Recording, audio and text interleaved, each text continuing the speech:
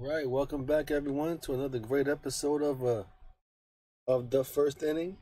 We're back live, man. I just got back from the dentist, and half of my face is numb. So excuse the accent, but I think it would be therapy for me to talk because it'll move the anesthesia around, get rid of it. But we got some news to tell you about the Yankee camp, Major League Baseball in general. The World Baseball Classic has started and has began, and teams are starting to play. You can check that out on MLB Network and stuff like that. So start looking into the Baseball Classic. Uh, Baseball Classic news: Vladimir Guerrero had a cop out of playing for Dominican Republic because he got a knee problem, so he's not going to play. And there's another player, I forgot who it was, that is not going to play. But anyway, we'll get into that later. Yankee camp. Yankees, first of all, please smash that like button for me. Take your 2 seconds, smash that like button. It'll mean a lot when you do, and I really appreciate it when you do. Support the channel by smashing the like button. Thank you so much. But Yankees reliever Tommy Kahnle is in the midst of a 10-day shutdown after battling some bicep tendonitis. It doesn't seem that the Yankees are overly concerned because manager Aaron Boone said yesterday he anticipated the right-hander would have the significant time to prepare for opening day. Now, Kahnle chatted with reporters this yesterday, likening it to a similar issue he experienced back in 2018.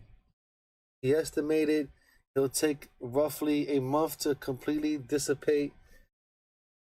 That doesn't inherently mean he'll start the year on the injured list, though with opening day three and a half weeks out, it would be a huge surprise he would be requiring a brief injured list stunt. He signed a 2-year deal, $11.5 million free agent deal, and Kahnle will be ticketed for high leverage work in the Bronx once he's healthy. So they got to get their money's worth out of this guy. I'm telling you, it has to happen, right? So even more integral that the Yankees' success is southpaw Nestor Cortez. Now in All-Star game, in All-Star, Nestor Cortez was an All-Star in 2022 during a season which he worked to an excellent 2.44 ERA through 158 innings and 1 out. Now Cortez has cemented himself as a key starter. One talent, he's arguably the number 3 option behind Garrett Cole, the big ticket free agent signed. Carlos Rendon, yet to 28-old, has been slowed a bit in recent weeks after suffered a grade 2 hamstring in February. Now, the injury forced Cortez out of the World Baseball Classic, but the Yankees have maintained optimism it wouldn't affect his ability for the start of the season. That remains more or less the case. Well, Aaron Boone told the press yesterday, as of this recording, the Yankees are planning to move Cortez towards the back of the rotation to give him a few extra days in camp to ramp up. That might get Luis Severino and either of Clark Smith or Domingo Germán, who appear to be the top competitors for the vacant final rotation spot on the mound, and a day or two earlier than anticipated, but suggests New York still believes Cortez will avoid a trip to the injured list. Now, the competition between Germán and Smith for the last starting spot is necessified by Frankie Montage's injury. So on one hand, the position battles for the Yankees to sort through over the coming weeks. Now, on the position player side, the other hand, the Cubs' biggest decision resolve around shortstop and left field. There could be some unexpected overlap between those calls, as Aaron Boone told reporters the Yankees could consider getting Isaiah Kiner-Falefa for some outfield work. Wow. Won't you just trade him? Right? Now, Kiner-Falefa has never played the outfield at the major league level. He started only 7 games on the grass while coming up through the minor leagues. After beginning his career as a middle infielder, Kiner-Falefa started to see some action behind the plate during his time in the Rangers system. He thought at the big league level from 2018-2019, but eventually transitioned back into the infield. First as a high-end defensive third baseman and eventually a primary shortstop. I mean, he's all right. He just can't hit. You know what I mean? It's like, yeah, he booted some plays in tough decisions where we really needed those games. But I mean, you know, everybody everybody has problems. If you know what I mean. But while defense runs saved as Love Kiner-Falefa shortstop work, Statcast out above average has rated him much less favorable when he was in the hot corner. While there might be some debate about his defense, Kiner-Falefa's bat has been more constant. Now he's a high contact hitter who doesn't walk a whole lot or hit for much power. Last year's average slashes was 261, 314, and 327. Performance was right in the line with his career track record. So let's see what happened with Kiner-Falefa. But as of now, I think he's going to be the starting shortstop opening day, right? Now the Yankees broke in a top prospect Oswald Peraza last year and could turn shortstop over to him on a everyday basis heading into 2023. The 22-year-old admitted himself well over an 18-game MLB camo on the heels of a 259, 329, 448 lineup in 99 triple A games. With another top prospect, Anthony Volpe, on the horizon, it doesn't seem Kiner-Falefa will hold the shortstop job for long, even if he secures the opening day nod. Now, branching out into the outfield makes for a reasonable experiment to expand his flexibility for a possible bench role. Now, while Harrison Bader and Aaron Judge have 2 spots secured, left field mostly seems set to come down to Aaron Hicks or Oswald Cabrera. And I'm a big fan of Oswald Cabrera, and I still advocate for Oswald Cabrera. While Kiner-Falefa isn't the caliber of hitter a team would be, anxious to pencil into the corner outfield regularly, it wouldn't be a surprise if he proves himself capable from a defensive perspective. He's a good runner, and he's already known the willingness and ability to adapt to a number of infield responsibilities. Branching out into the outfield could position him to take on a super utility role if he squeezes out of the regular middle infield and some combination of Peraza, Gabriel Torres, DJ LeMahieu, and eventually Volpe. So, eventually that's what you'll get at the end of the summer camp. Now, that's what it looks like. These guys here, all these names that we have just mentioned, Volpe, Kiner-Falefa, Peraza, and Cabrera, they're all going to play a part. Even Aaron Hicks is going to play a part in all this. They're going to need all those guys because somebody has to start hitting these baseballs. And at this point in time, it's about who's going to take over. And if you're going to start getting on a hot streak and take over the team, which you're hitting, then we're going to put you in the game. So also the Yankees have signed catcher Nick Calufo to a minor league deal, according to MLB.com. Now, this is a nice birthday present for Calufo, who turns 28 years old today. I don't even know if I'm saying his name right, but whatever. It looks like Calufo. Calufo, eventually selected by the Rays in the first round of the 2013 draft, he was notably prospect in their system for many years. After that, though, he was originally considered a well-rounded prospect. He seemed to struggle at the plate. Seemed he reached the upper levels of the minors. And since the start of 2018, he appeared in 167 minor league games, and he only walked 6% of his plate appearances, and striking out 28% of his strikeouts, and he also appeared in 21 minor league games over that time. So he played for the Rays, Orioles, and Calufio spent last year in AAA with the White Sox, but was punched out in a 31% of his trips to the plate. So he strikes out a lot.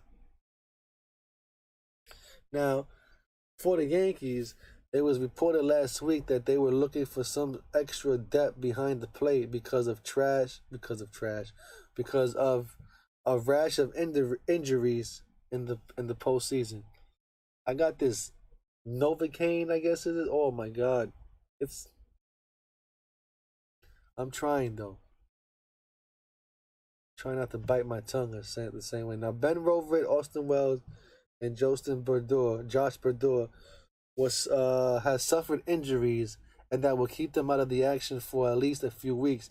Now, the Yankees still have their primary catcher tandem healthy in Jose Trevino and Kyle Higashioka, but the latter are participating in the World Baseball Classic and will be away from camp for a while.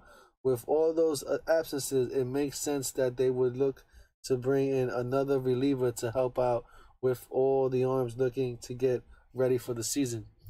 Now, if Calufo is able to make his way into the roster at any point, it has full slate of options or less than a year of service time, meaning he could stick around as depth for a while if the Yankees would like. So that's a good deal there. Not too bad on the Yankee front.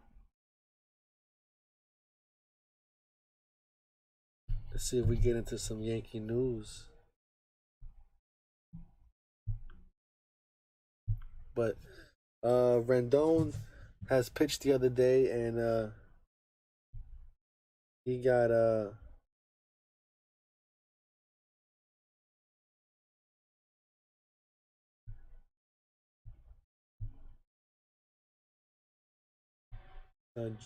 another big player I want to talk about is Jason Dominguez.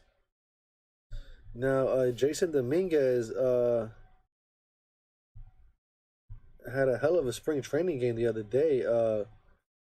He launched a home run in his second at bat with the big leaguers as he drew the rave views and instructors for his coachability. Now, the Yankees' number 2 prospect, according to MLB Popline, Dominguez continued to impress, blasting a go-ahead 3-run homer as part of an 8-run ninth inning in the Yankees' 10-6 victory over the Braves at Cool Today Park. Now, Dominguez said the best thing about it is just being around the guys that are in the big leagues. Dominguez said through an interpreter, I was seeing the camp as a learning experience. So being around those guys and learning from those guys has definitely been great. Now, Dominguez's second spring homer came on a two-strike pitch from right-hander Nolan Kingham, clearing the right field wall and striking a cement concourse before bouncing high into the air. Now, New York has been trailing 6-2 going into the ninth, and what a comeback that was. Now, the youngest player in Major League camp at age 20, Dominguez is batting a 417 batting average, 5 for 12, with 6 runs scored, 4 RBIs, 2 walks, and a stolen base this spring. So he's doing his thing, man. Dominguez agreed with Aaron Boone, saying that he is seeing the ball much better and hitting in better counts and playing looser. Now, Dominguez is likely ticketed to begin his season in Double-A Somerset, where he played 5 games towards the end of his 22 season, and there is a great excitement and interest about his future, even among some experienced players on the roster. I saw Jason Dominguez play in what's up, man? Let's go Yankees. Smash that like button for me, bro. I appreciate it.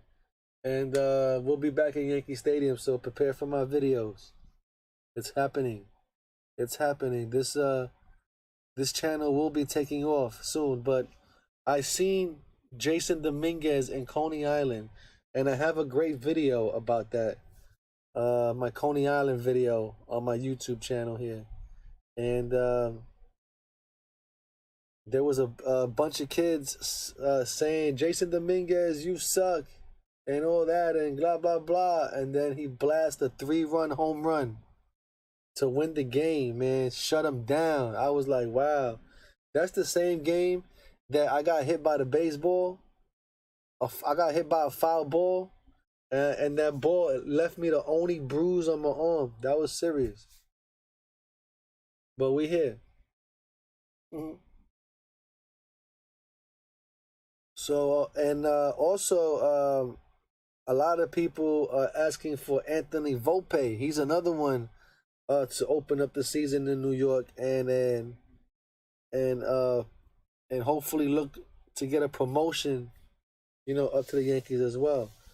So we got to find that guy a spot on the roster, because Anthony Volpe, he's serious. But as of right now, Aaron Judge is having a great season right now after he hit 62 home runs last year. The Yankee slugger is embarking upon a memorable mission to break Roger Maris again, probably. So it won't. I mean, I don't think he could hit 62 home runs again, but I mean, it's possible he could do it again. So. But Aaron Judge did get his first home run of the spring, launching an opposite field 3-run blast off the Pirates' Colin Shelby. And the drive highlighted a 6-run inning with Jose Trevino, DJ LeMahieu, and all driving in runs. So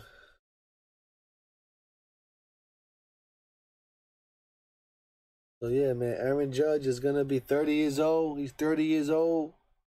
Aaron Judge is 30 years old, entering his first season of a 9-year, $360 million contract. Even being crowned as the 16th captain in franchise Yankee history in December.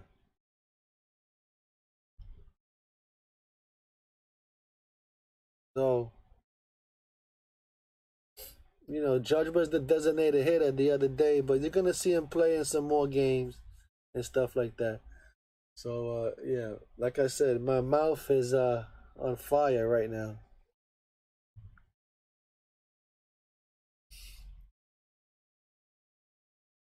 But let's listen to the Brian Houch report. Baby Bombers has been opening eyes here at Yankees camp. I'm Brian Hoke, and you're watching Beat Report.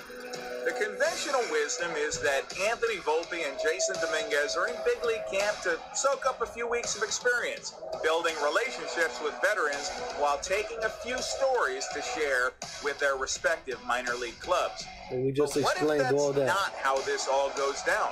Volpe and Dominguez, the top two prospects in the Yankees organization, have been stealing the show in the early going, and in Volpe's case, he has forced his way directly into the thick of the shortstop competition. The 21-year-old Volpe is hitting .353 with 2 doubles and a homer through his first 6 games, playing sharp defense as he battles against Oswald Peraza and Isaiah Kiner-Falefa to serve as the club's opening day shortstop.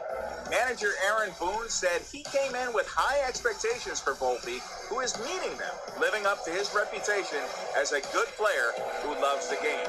Dominguez is the youngest player in camp at age 20, and he's hit a couple of home runs to go with a sizzling .429 batting average. While the Martian appears slated to gather more seasoning at AA, where he played just 5 games last year, it's clear that the future is very bright for both of these players. The lights will be on in the Bronx for both of them soon enough. Aaron Judge is set to take his first reps of the spring in left field later this week as the Yankees look to get creative in finding outfield playing time for Giancarlo Stanton. Judge suggested the experiment earlier this spring to manager Aaron Boone, believing Stanton's offensive performance is better when he can play the field several times a week. It's no secret that Judge covers more ground than Stanton, so given Yankee Stadium's dimensions, they'd rather have Judge in left field and Stanton in right field. While most of Judge's big league time has been spent in right field, he actually started more games in center field last season. Judge said that he hasn't played left field since his freshman year at Fresno State University, but that's not exactly true. He actually started 7 games there in AAA back in 2016, right before he was called up to the big leagues. Finally, 3 Yankees are on their way to the World Baseball Classic this week, with Gleyber Torres joining Venezuela, Kyle Higashioka on Team USA, and Jonathan Loaizaga suiting up for Nicaragua. All 3 players said that it will be meaningful to represent their respective countries in front of family and friends. Torres said that the Venezuelan team has been communicating on a group text message for months now. He believes that participating in a playoff-like atmosphere will help him swing a hot bat into the regular season. Good luck in the Classic, and we'll see you soon. That will do it for this edition of Beat Report. Thank you for watching. For all of your baseball news, be sure to read MLB.com. I think we covered all that in the beginning of this video. I covered all that already. We on top of our game, Brian Houch. Word to the bone.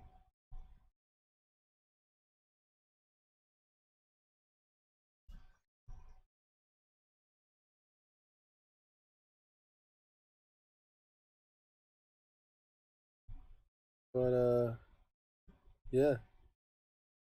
So far, the Yankees have been great. It's been good. What's up, Bryson? What's going on, man? Just got came from the dentist today. My whole mouth is swollen. Gotta do a cavity thing, and then I gotta get my teeth pulled out, and I don't even. Oh my god! I gotta do that another day. I'm too chicken to do it, man. It's just one of those things, man. Jesus. They say man up, but it's hard. It's very hard.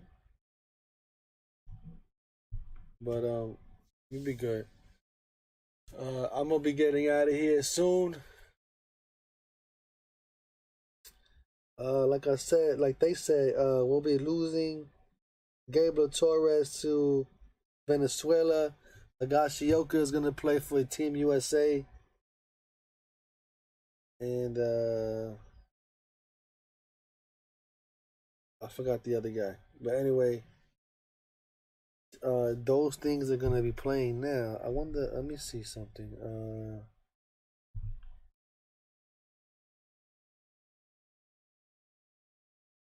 So games are being played now of the World Baseball Classic. So how to watch them? Uh, it had it here somewhere, but I know you can see them on MLB Network. Also, I think you'll be able to watch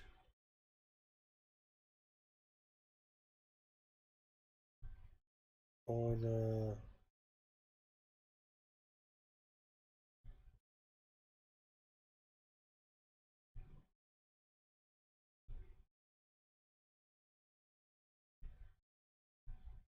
no games. I don't see where they have them at. They might have them on MLB.com.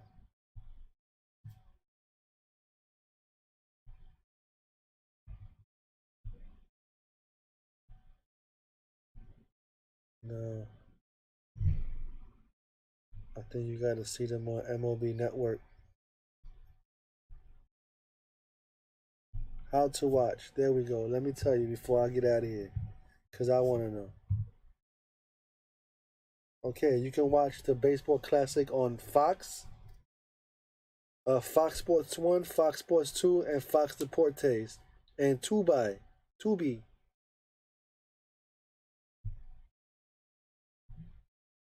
So I guess it'd be better to go to Tubi, and you'll probably be able to see all of them,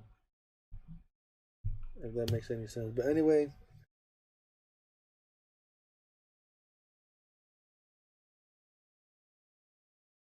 nice. From the library. Gotta be quiet in the library. I'll tell you one book if you want to read a book, man. Uh, one of my favorite books that I've read, front to back. You got to read the story about Shackleton. And Shackleton was a captain of a ship called the Endurance, and they tried to sail over the North Pole, and they got stuck. They got stuck, and the boat the boat got crushed by the ice, and they had to abandon the ship, and they took their lifeboats with dogs and all that, and they had to push the lifeboats over the ice to get to an island that was stupid far away. And they got to the island, they got to water, and they sent a few guys, Shackleton and a few guys, to go get help. And it took them like 3 months to come back to get help, and they survived, man. That's one hell of a story, man. Check out Shackleton. Any book of Shackleton, just check that out. I don't know who the author is, but Shackleton. That's a good one, man. But anyway, I'm getting out of here. Um, I'll be back Friday. It's getting closer and closer to opening day, and I'm still waiting for the ballpark pass, man. Let me see.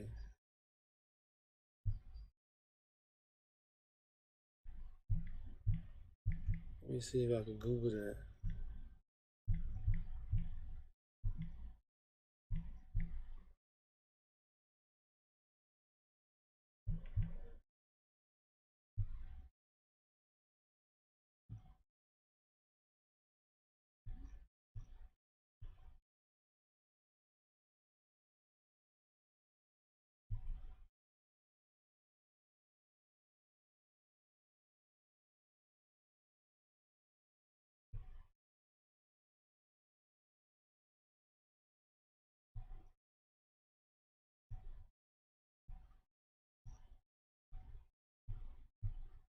Man, they still haven't updated this damn ballpark pass.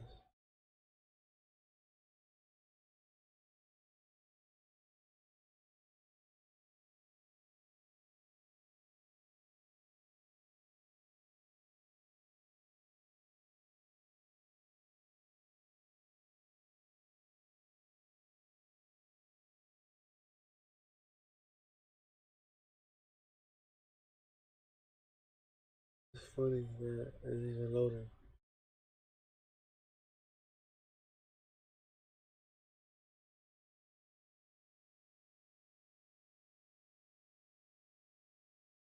Damn.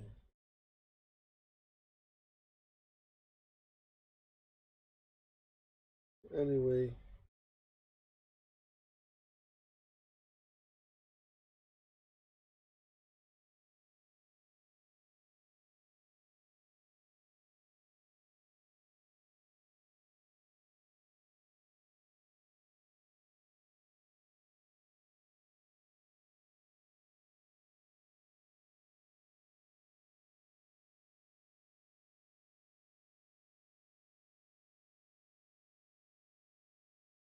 no ballpark pass here.